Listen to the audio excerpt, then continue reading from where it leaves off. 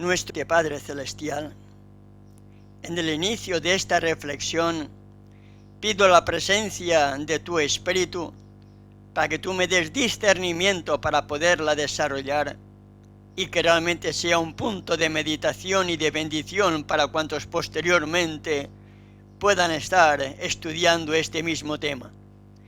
En el nombre de tu amado Hijo te lo pido y te doy las gracias. Amén. Amén.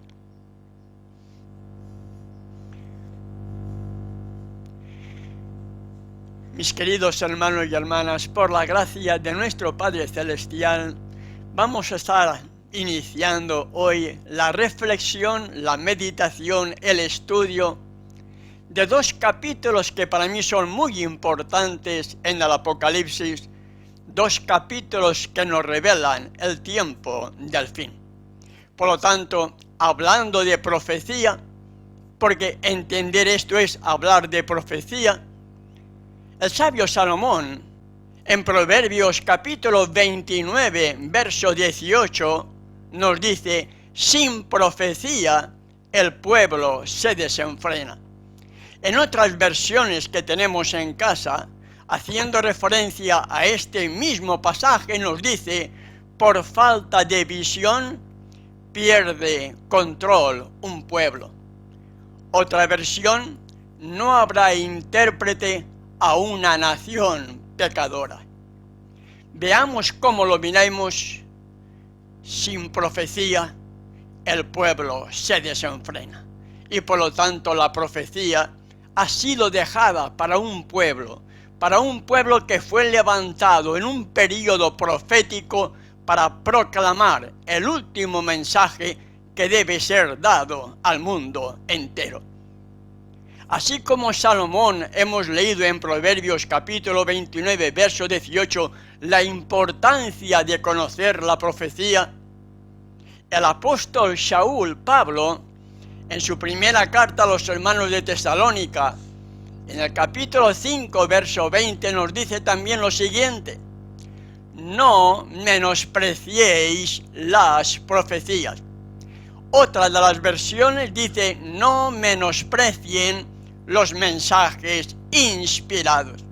Por lo tanto, es muy importante, hermano y hermana, que podamos tener esa inquietud, ese deseo de poder estudiar las profecías para poder entender el tiempo en el cual estamos viviendo ahora y qué es lo que nos espera en cualquier momento. Porque esto ya no es para muchos años, esto es para en cualquier momento, hermano y hermana que me escucha. Y aunque puedan pasar algunos años, no estamos hablando de decenas de años, sino en apenas poco tiempo que nos queda, porque somos la última generación que va a estar en pie ante el evento que miles de millones de creyentes murieron con la esperanza de verlo.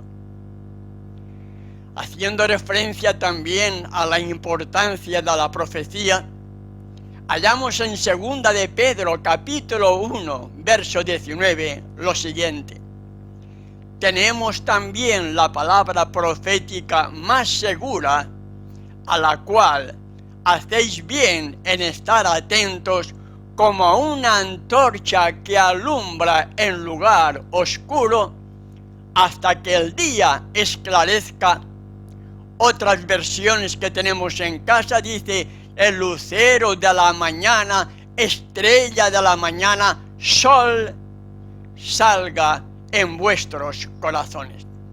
Por lo tanto, hermano y hermana, entendiendo correctamente la importancia que debiéramos tener cada uno de nosotros para poder entender las profecías, y más viviendo en esta última generación, viviendo ya en el inicio del fin de los tiempos del fin, hallamos en el capítulo 14 de Apocalipsis, en el mismo corazón de este libro profético por excelencia, un libro que lleva como título Revelación, por lo tanto son profecías reveladas.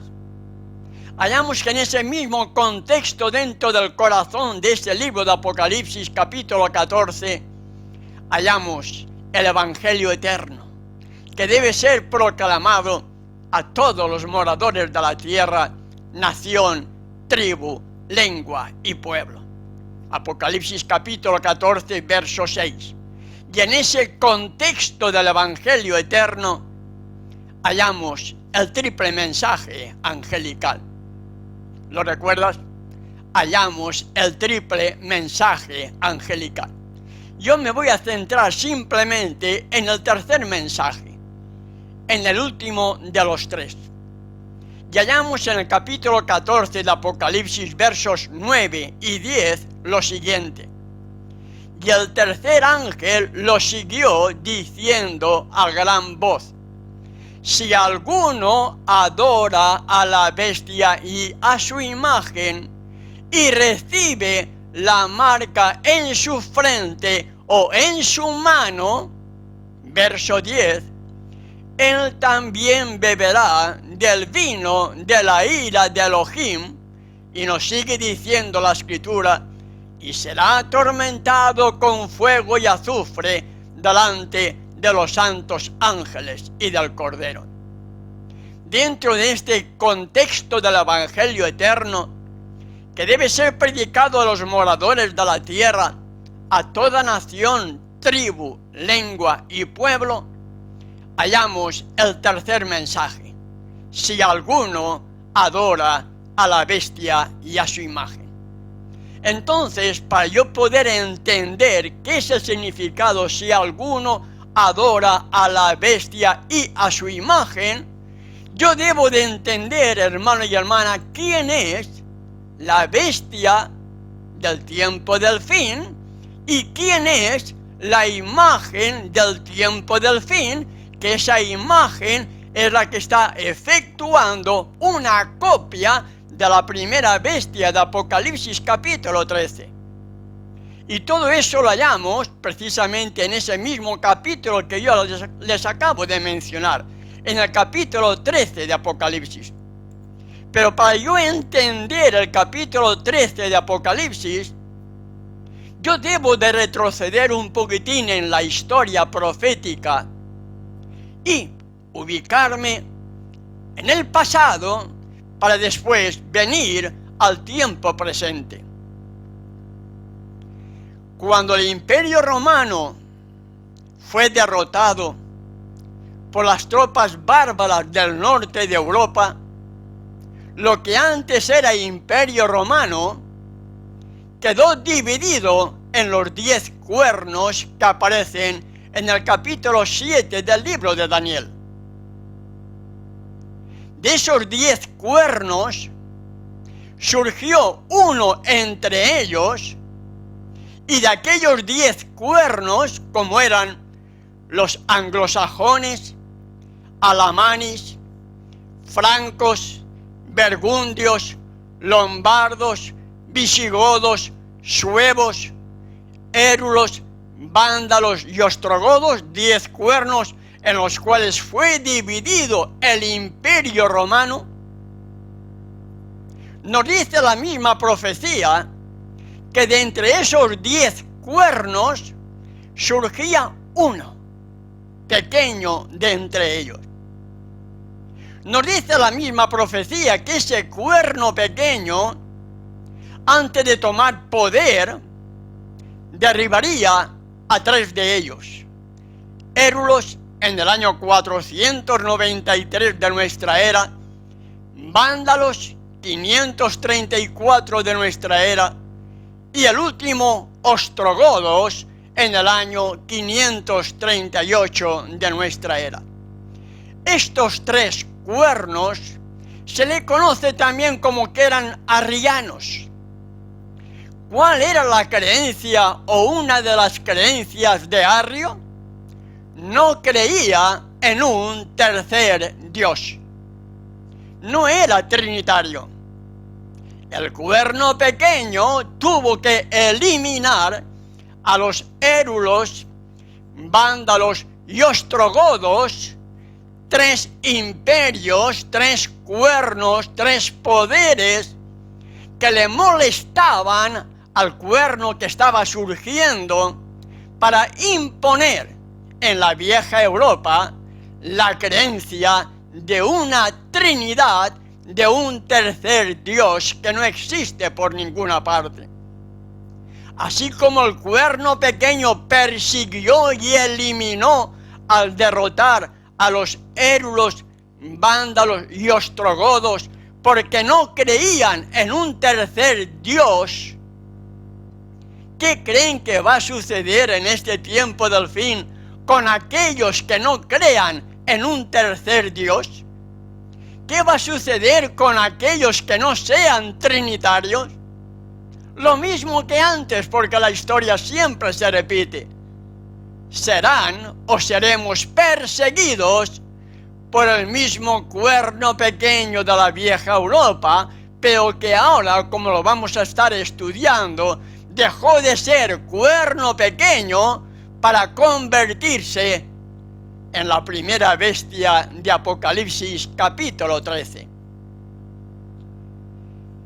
Cuando los ostrogodos fueron derrotados en el año 538 de nuestra era, Justiniano concedió al obispo de Roma el título de jefe de toda la cristiandad, y de ahí surgió el primer papa. A partir del año 538, Justiniano le da al obispo de Roma el título de jefe de toda la cristiandad.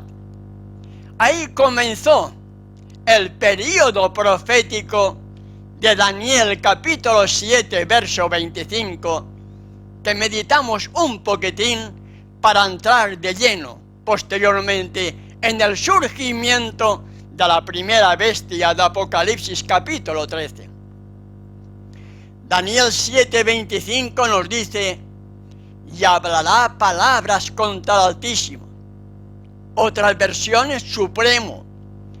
Y a los santos consagrados del Altísimo, del Supremo, quebrantará, oprimirá, y pensará en cambiar los tiempos, las festividades, las fiestas solemnes y la ley, y serán entregados en su mano hasta tiempos y medio tiempo.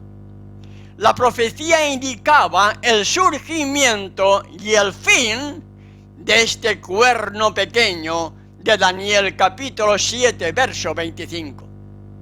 Cuando Justiniano le concede al obispo de Roma, el jefe de toda la cristiandad, con el título de papa, comienza el desarrollo de esta profecía de Daniel capítulo 7, que lleva un cumplimiento final hasta tiempos y medio tiempo. Representan 3 años y medio. Tiempo es 1 año, tiempo son 2, medio año 3 años y medio, proféticamente hablando, 1260 días, día por año, 1260 años, fecha en que el general francés Louis Alexandre Berthier, de las tropas francesas napoleónicas, entró en Roma y se llevó cautivo al Papa Pío VI. Allí murió en el exilio, en Valence, Francia, cumpliéndose el fin de esta profecía del capítulo 7 de Daniel, verso 25. El cuerno pequeño tuvo un inicio y el cuerno pequeño tuvo también un final en el cumplimiento de esta profecía, de acuerdo a Daniel capítulo 7, verso 25. Eso fue en el año 1798. Pero 131 años después ocurrió un evento conocido como el Concordato de Letrán, firmado el 11 de febrero del año 1929. En ese Concordato de Letrán podemos extraer lo más importante. Se conoce también como los Pactos de Letrán o Pactos Lateranenses. Fueron una serie de acuerdos firmados el 11 de febrero de 1929 por el cardenal Pietro Gasparri en nombre del Papa Pío XI y por el primer ministro de Italia Benito Mussolini en nombre del rey Víctor Manuel III. Este pacto de Letrán, este concordato de Letrán, estos pactos lateranenses significaron, sigue diciendo el medio en el cual lo hemos extraído, Wikimedia, significaron la independencia política de la Santa Sede del Reino de Italia como Estado soberano, así como el restablecimiento pleno de las relaciones entre los representantes de Italia y de la Iglesia Católica rotas desde 1870. Dentro de esos concordatos, dentro de esos pactos, hubo también una fuerte compensación económica por parte del gobierno italiano a la Iglesia Católica por todos los daños que supuestamente habían sufrido. ¿Entendemos, hermano y hermana? Daniel 7:25, el cuerno pequeño tuvo un poder sobre la vieja Europa. Era un poder simplemente religioso que necesitaba forzosamente el apoyo, la conquista de los reyes europeos para él imponer sus falsas creencias e imponer también sus dogmas y la famosa Inquisición. Terminó su poder en el año 1798. Terminó. El cuerno pequeño desapareció el año 1798. Pero el 11 de febrero de 1929 surge, a través de ese concordato de Letrán, la bestia de Apocalipsis capítulo 13. La bestia tiene un poder que el cuerno no tenía. El cuerno solamente tenía un poder religioso. La bestia del tiempo del fin, el mismo poder de antes, pero ahora como bestia, es jefe de una iglesia reconocida a nivel mundial, como es la Iglesia Católica Apostólica Romana, y además es el jefe de un Estado totalmente independiente dentro de la ciudad de Roma, como es el Vaticano. Religión y política, política y religión unidos para engañar al mundo entero. El 11 de febrero de 1929 tuvo surgimiento, a través de este concordato de Letrán, la primera bestia de Apocalipsis capítulo 13. ¿Sabe usted qué es lo primero que se ha reconocido que hizo esta primera bestia? La Guerra Civil Española, apoyando a Franco, rebelándose contra el gobierno de aquella época para imponer la dictadura en la vieja España. Año 1936, Franco se subleva contra el gobierno que gobernaba España anteriormente y, apoyado por la Iglesia Católica, levantó un movimiento que destronó y permitió que él usurpara ese poder, siendo el dictador español desde el año 1939, en que se declaró la victoria, hasta el momento en que murió.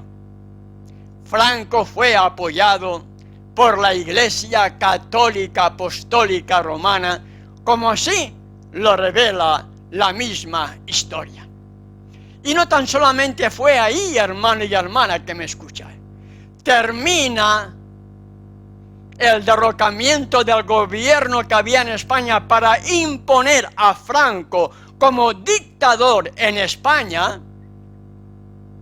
Surge también la Segunda Guerra Mundial, apoyando la Iglesia Católica Apostólica Romana a Hitler con el propósito de conquistar el mundo entero. Las ansias de conquista, las ansias de poder, las ha tenido siempre, hermano y hermana que me escucha. Primero como cuerno pequeño en la vieja Europa. Tan pronto como surge la bestia, la dictadura en España a través de Franco, la Segunda Guerra Mundial apoyando a Hitler con el propósito de conquistar al mundo entero y que la Iglesia Católica fuera la única iglesia en la cual todo el mundo quedaría supeditada a sus falsas enseñanzas. No lo consiguió. La profecía indicaba que no se debían unir. Pero ¿qué sucedió después? ¿Qué pasó después del año 1945, cuando termina ese intento de conquistar al mundo entero de Hitler, apoyado por la Iglesia Católica Apostólica Romana? ¿Qué pasó? El 24 de octubre del año 1945, la Iglesia Católica, que no pudo con Hitler conquistar al mundo entero, la Iglesia Católica, usando al camaleón, disfrazándose, se organizaron lo que hoy conocemos como Organización de las Naciones Unidas. No pudo conquistar al mundo, pero sí que ahora se mete conquistando al mundo a través de la política, entre despachos, a través de la Organización de las Naciones Unidas, que se fundó oficialmente el 24 de octubre del año 1945. Ya tenía la política bajo su control. 3 años después, el 23 de agosto de 1948, controla todas las iglesias, controla la religión en el mundo entero, al abrir el Concilio Mundial de Iglesias. Todas las iglesias forman parte de ese Concilio Mundial de Iglesias. Todas las iglesias que dicen que son cristianas forman parte del Concilio Mundial de Iglesias, y ahora lo que antes era cuerno que gobernaba o controlaba una parte de Europa, ahora, desde el año 1929, dejó de ser cuerno para convertirse en bestia, y la bestia ahora controla los dos poderes: político a través de la ONU y la religión a través del Concilio Mundial de Iglesias.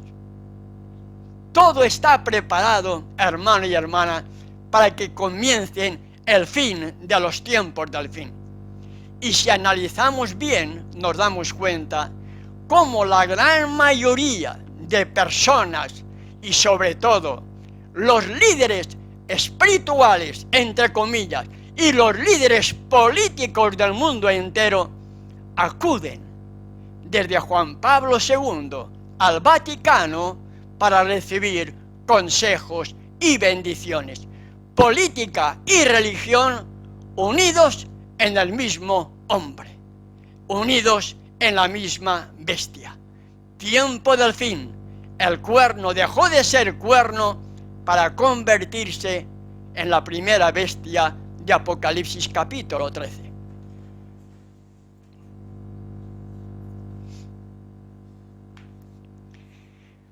Gracias, Padre Celestial, porque en tu infinita misericordia me has permitido poder desarrollar esta reflexión que dejo en tus manos para que tú sigas haciendo la obra conforme a tu voluntad. En el nombre de tu amado Hijo, te lo pedimos y te damos las gracias. Amén. Amén.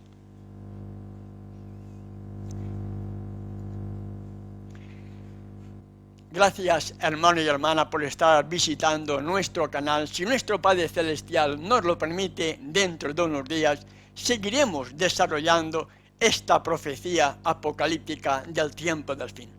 Hasta nuestro próximo programa. Que nuestro Padre Celestial os proteja y bendiga es mi deseo y oración. Hasta entonces.